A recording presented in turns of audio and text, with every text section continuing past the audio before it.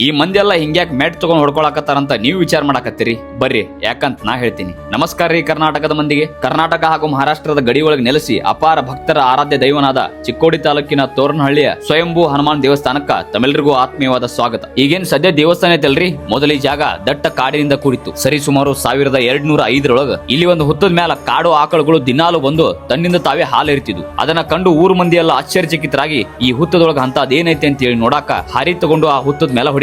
ಆಗ ಸಿಡಿಲ್ ಹೊಡೆದಂಗ ಶಬ್ದ ಕೇಳಿಸ್ತೈತಿ, ಅಂಧಕಾರದ ಹೊಗೆ ಆವರಿಸ್ತೈತಿ. ಆ ಹುತ್ತದೊಳಗಿಂದ ಒಂದು ಸ್ವಯಂಭೂ ಮಾರುತಿ ಮೂರ್ತಿ ಹೊರಗೆ ಬರ್ತೈತಿ. ಆ ಶಬ್ದಕ್ಕ ಕೆಲವೊಂದಿಷ್ಟು ಮಂದಿ ಅಲ್ಲೇ ಕಣ್ಣಿಗೆ ಕತ್ಲಿ ಬಂದು ಬೀಳ್ತಾರ. ಮಾರುತಿ ದೇವರ ಆಕಾರವನ್ನ ಇನ್ನಷ್ಟು ಅಂಧಕಾರಗೊಳಿಸಾಕ ಅದ್ರ ಮ್ಯಾಲ ಕೆತ್ತನೆ ಮಾಡಿದಾಗ ಆ ಮೂರ್ತಿಯಿಂದ ರಕ್ತ ಬರಾಕ ಶುರು ಆಕೈತಿ ಅಂತ. ಅದಕ್ಕ ಆ ಕೆತ್ತನೆಯನ್ನ ಅರ್ಧಕ್ಕ ನಿಲ್ಲಿಸ್ತಾರ. ಅಲ್ಲಿಂದ ಪ್ರತಿನಿತ್ಯ ಒಬ್ಬ ಜಂಗಮ ಬಂದು ಇಲ್ಲೇನ್ ಕಾಣಿಸಾಕತೈತಿ ನೋಡ್ರಿ, ಈ ಶೀತಾಳ ಬಾವಿಯಿಂದ ನೀರು ತಂದು ಆ ಮೂರ್ತಿಯ ಪೂಜೆ ಮಾಡಾಕ ಶುರು ಮಾಡ್ತಾನ. ಇವತ್ತಿನವರೆಗೂ ಪ್ರತಿನಿತ್ಯ ಪೂಜೆಕ ಇದ ಬಾವಿಯ ನೀರು ಉಪಯೋಗ ಮಾಡ್ತಾರ. ಆ ಸ್ವಯಂಭೂ ಹನುಮಾನ್ ಮೂರ್ತಿ ಹಂಗ ಬೆಳ್ಕೊಂತ ಹೊಂಟಿತಂತರಿ. ಅದಕ್ಕ ಆ ಜಂಗಮ ಆ ಮೂರ್ತಿ ಮೇಲೆ 2 ಕಲ್ಲುಗಳನ್ನ ಇಡ್ತಾನ.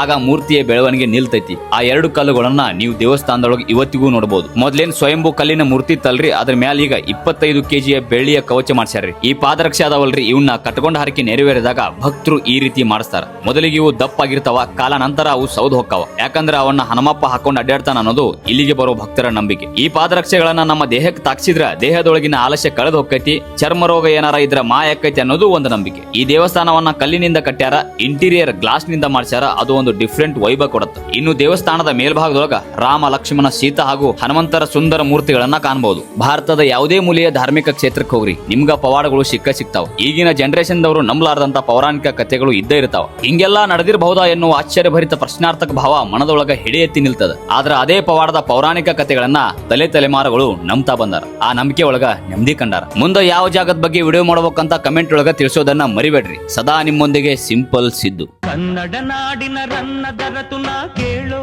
ಕಥೆಯನ್ನ, ನಾ ಹೇಳೋ ಕಥೆಯನ್ನ.